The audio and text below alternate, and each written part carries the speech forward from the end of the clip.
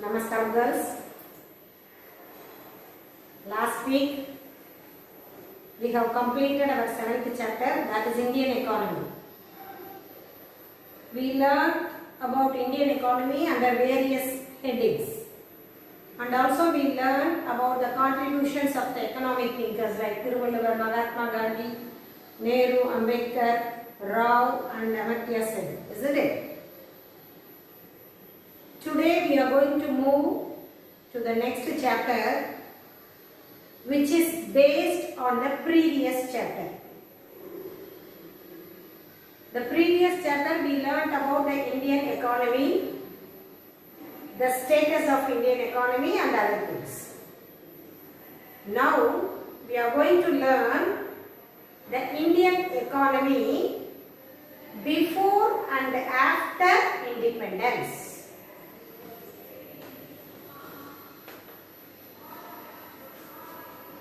Indian economy before and after independence.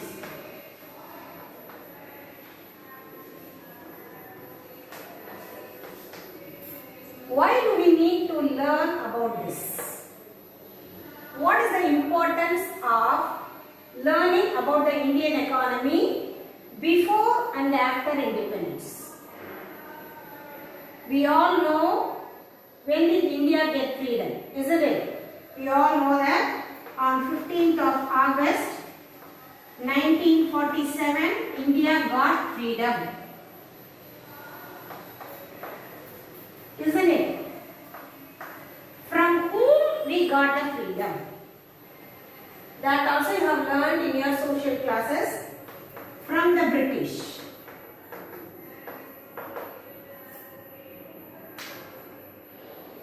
Why we are celebrating the Independence Day? Because we got freedom from British. So how were we before 15th August 1947? Why we celebrate the Independence Day? What is the importance? That we are going to learn in this. That is Indian economy before independence. Before independence, we were the colony to the British rule. We were under the control of British. Colony. Colony means slave. Usually the word refers to slave. So we were under the control of British. We all learned in social, isn't it? So the British people, they have ruled us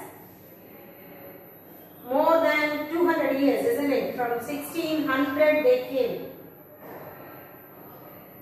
At first they came to India for trade. East India Company. Then slowly they occupy our land and they treated us their slaves. So many reasons were given for the slavery. There was a disunity among the people, the emperors, the kings and the rulers, they were not united in those times. So various reasons were given for the slavery. At first they came to India in the year 1610 after the entrance of Vasco da Gama in Calicut. So first Vasco da Gama, he found a sea route from Europe to India. So he landed at Calicut in the year 1510. So after that only the East India Company, they came to India for trading purpose. So initially they did not come in an intention to occupy our country. Just they came for trading only. And slowly they get the permission the ruler, Mughal ruler at that time, Jahangir.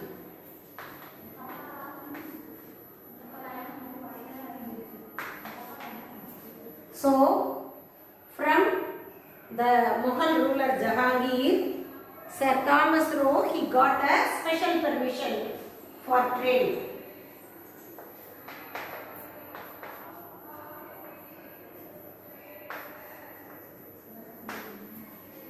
And they entered into India.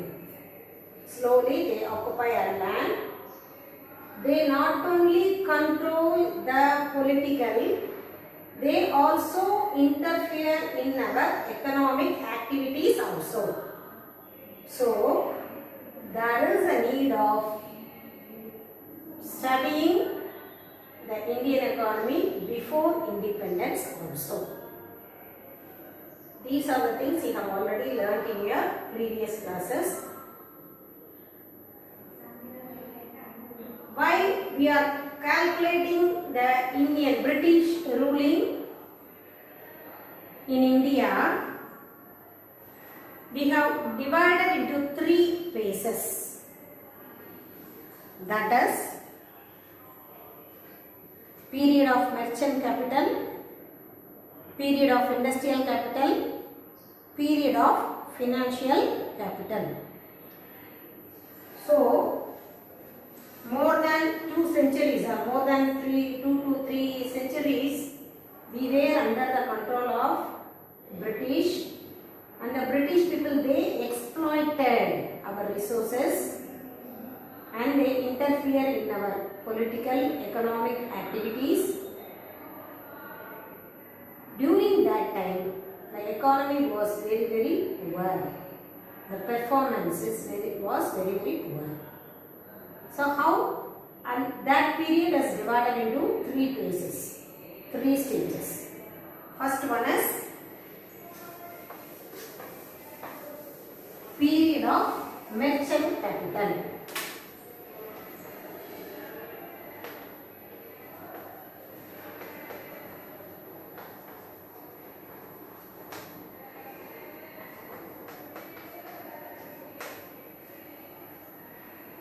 And the second one is period of industrial capital.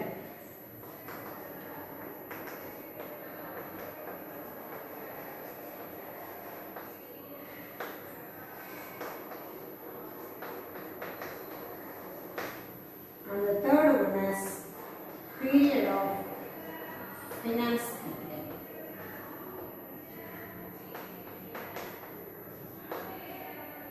So, now we are going to study these things.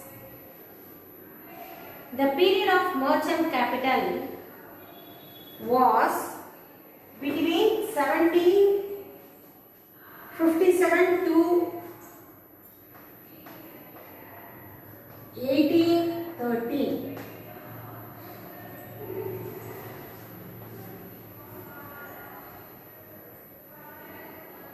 Already I told the British, they exploited India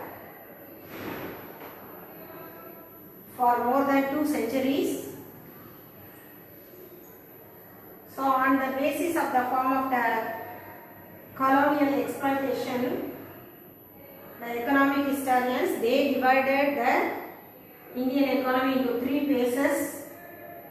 One is period of merchant capital, the other one is period of industrial capital, and the third one is period of finance capital.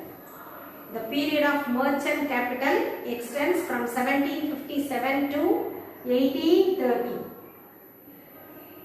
During that time, the main aim of the East India Company was to earn profit only by doing trade. Usually, there is a period called mercantilism, mercantilists. Those people, they believe on trade. Those mercantilists, the people, those who are believe in trade are called mercantilists. Those mercantilists believe that a country will be flourished or get wealth only through trading. Trade. Only by trade. The same way, British also, they believed that they can accumulate their wealth. They can earn more profit by trade. And we all know that they started East India Company.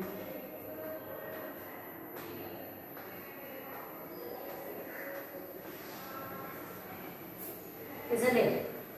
EI, East India Company. And in that period, the British people, they looted all the wealth from India, all the resources from India,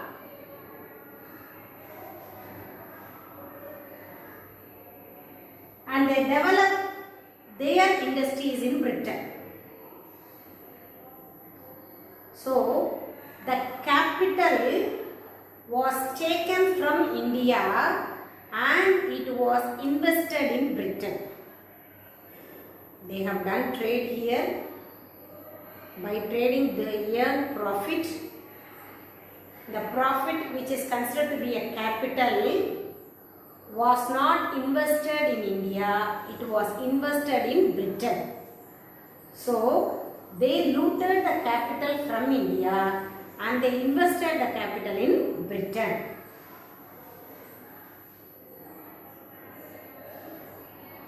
In the 1750s and 16s, there was a political shake in East India, West Bengal and South India.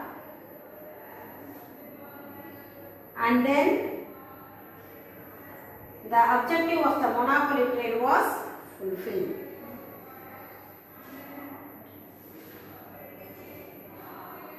And what did they do?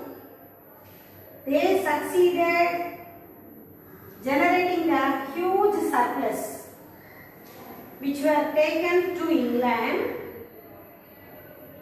and the Indian leaders, only then they thought about there was a drain in the capital in India. As I said, they by trade they earn more profit and they use that profit, the capital, and they invested in Britain. In the later years only, the people they realized there was a drain in the revenue, and moreover at that time all the administrative officers of the company are corrupt. They were not following the ethical rules.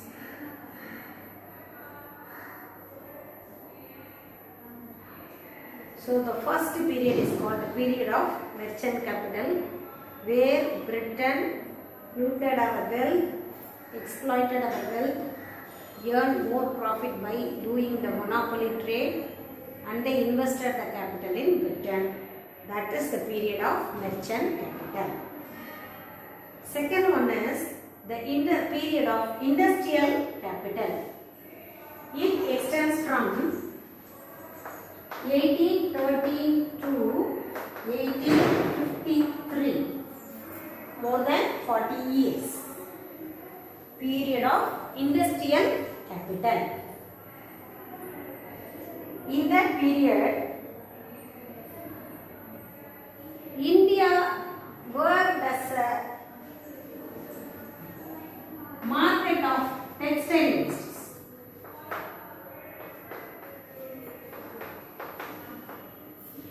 India acted as a textile market for Britain.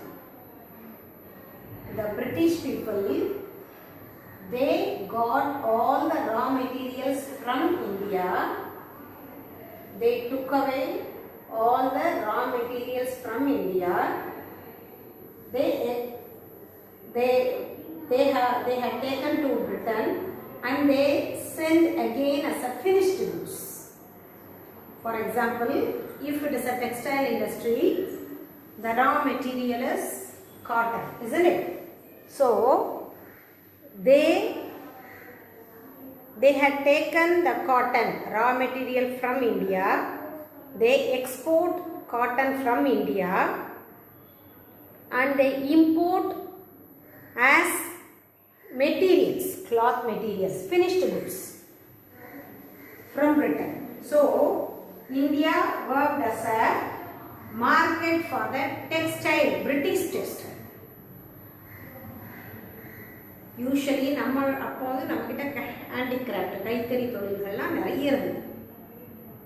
So what did the British people they thought? They wanted to exploit, அதை ruin பண்ணணும், destroy பண்ணணும்னு நினச்சாங்க. So நம்மக்கிட்ட உள்ள raw material எடுத்துகிட்டு போய் they sent it as a finished goods. நம்மளுடைய பொருளையே நம்மக்கிட்ட திருப்பி என்ன செய்கிறது, வந்து விற்கிறது.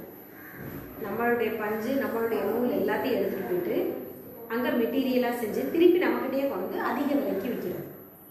That was happened in the period of industrial capital. That is between 1813 and 1853. At that time, as I said, the Indian traditional handicrafts, they were ruined out. Because they compelled the Indian people to buy their textile materials. So the Indian handicraft works were ruined. And the third one is period of finance capital. It starts from the closing of the year 19th century and continuing till independence. That means 1854 to 1946. That is period of finance capital. So at that time, finance imperialism began to entrench. How they have to bring that? By managing the agency firms, export-import firms, exchange banks, and some other thing. By these ways, they exploit our capital. Managing agencies மாதிரி வைக்கிறது, export import firms மாதிரி வச்சு அது மூலமா பணம் சம்பாதிக்கிறது. So everything the British people they have done, and they are also ready to invest a huge amount in railways and roadways, irrigation, postal. So they are ready to invest a large amount in these departments.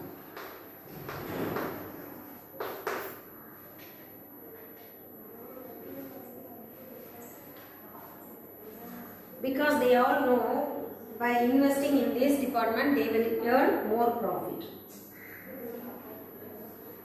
And also in a limited amount for education also.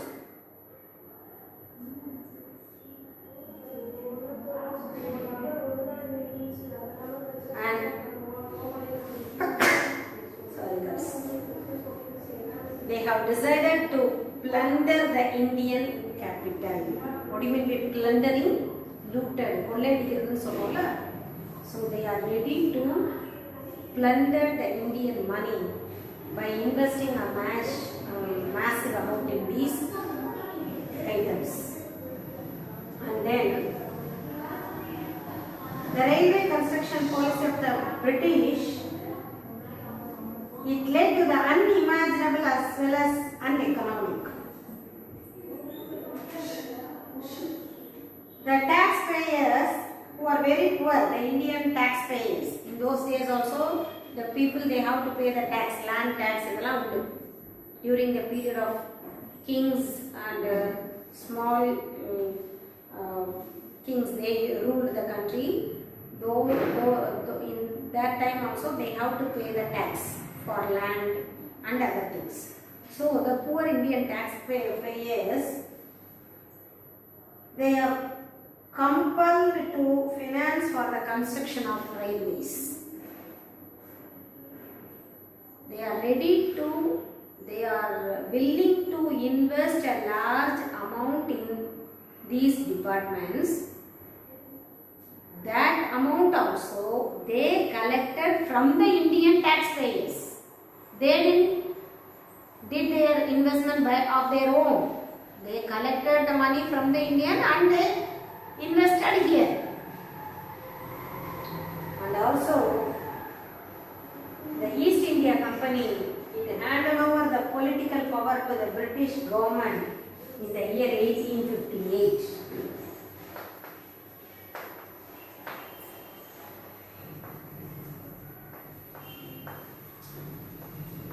Hand over the political power.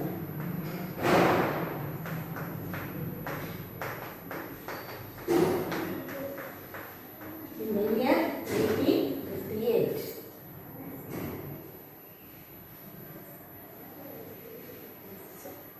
After that, the British rulers, they started to rule India and they treated as slaves, isn't it? First, slowly the East India Company only enters.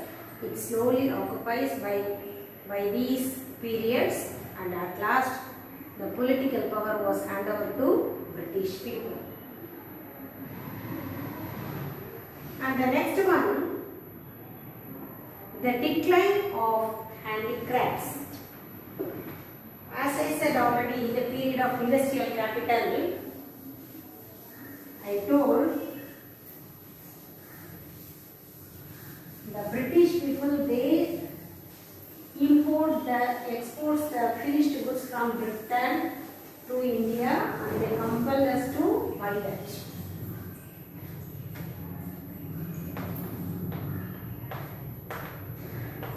Decline of handicrafts.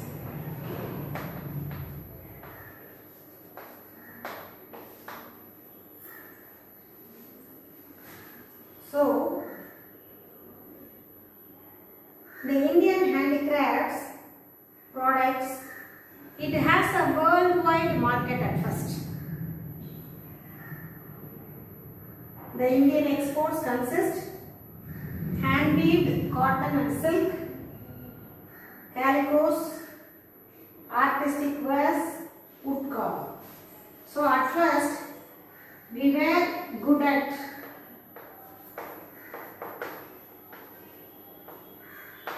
weaving cotton and silk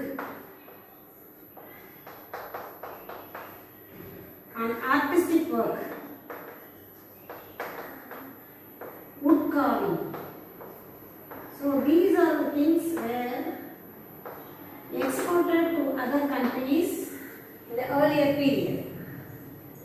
So we were very good at, we were expert at cotton and silk weaving, cotton cloths, artistic work and the wood carving.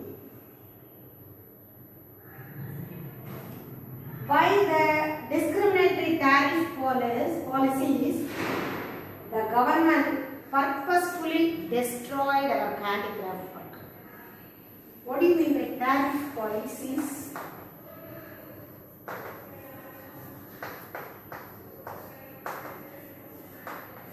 Usually, if you are exporting or importing anything, you have to pay a certain amount to the government. Nowadays we are consisting that customs, duty, airlines duty by roadways, railways, containers, customs officer, custom. That is a way of tax. By the discriminating tariff policy, what do you mean by that? India and the export tax high tax for Indian exporters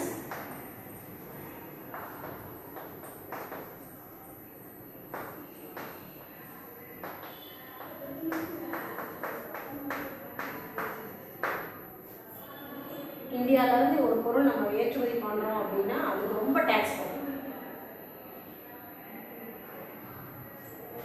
Low tax for the imports.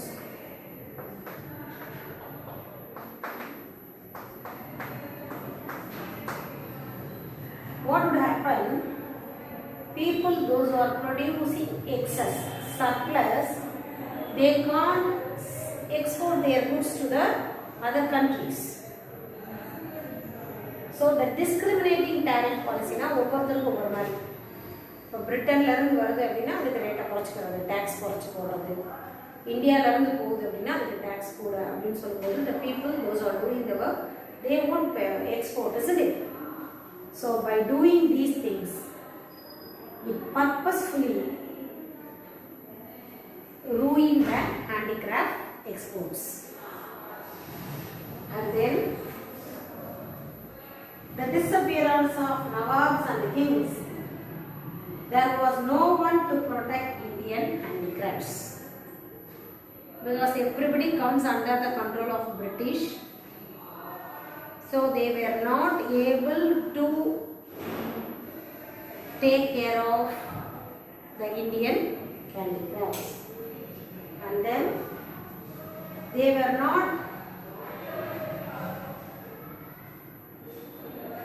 ready to compete with the machine-made products, because usually if you get a product,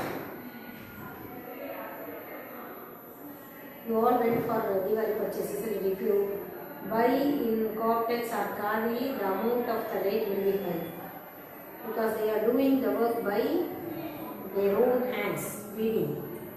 கைத்தறி saree, கைத்தறியில் நெஞ்சதுக்கு வந்து rate கூட. The same way if you are buying in a Chennai silks, Pothys அதெல்லாம் machine made, அதுக்கு rate கம்மியாக இருக்கும். So the handicraft goods were not able to compete with the machine made products. கையில் செய்கிற நெய்கிற ஒரு கைத்தறி புடவைக்கும் ஒரு சில்க் புடவைக்கும் பட்டு புடவைக்கும் ரேட்டு கூட இருக்கும் எப்போவுமே, because they have to do each and everything by manual, ஃபிசிக்காக ஒர்க் பண்ணி செய்வாங்க. It took a long time to complete even a saree. ஒரு saree எடுத்தால் it will take more than 15 days, 20 days கண்டினியூஸாக ஒர்க் பண்ணால் உங்களுக்கு ஒரு saree கிடைக்கும். Now if you do it in a machine, within 1 or 2 hours you will take 10 sarees in the same pattern. So the Indian handicraft goods, they were not able to compete with the machine products given by British. And then the introduction of railways in India increased the domestic market for the British goods. So all the goods were raw materials were taken from India and they sent it as a finished goods, and through railway, because they introduced the railway system, and through railway system they distributed to all parts of India for their sale. So by introducing the railway system, the domestic markets were flourished for the British goods. Thus the handicrafts goods were declined in India.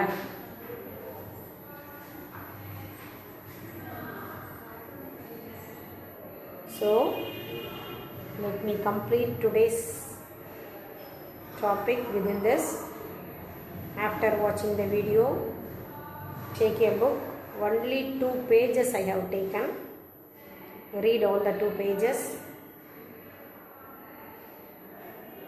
And afternoon session I will give you some questions. Thank you girls.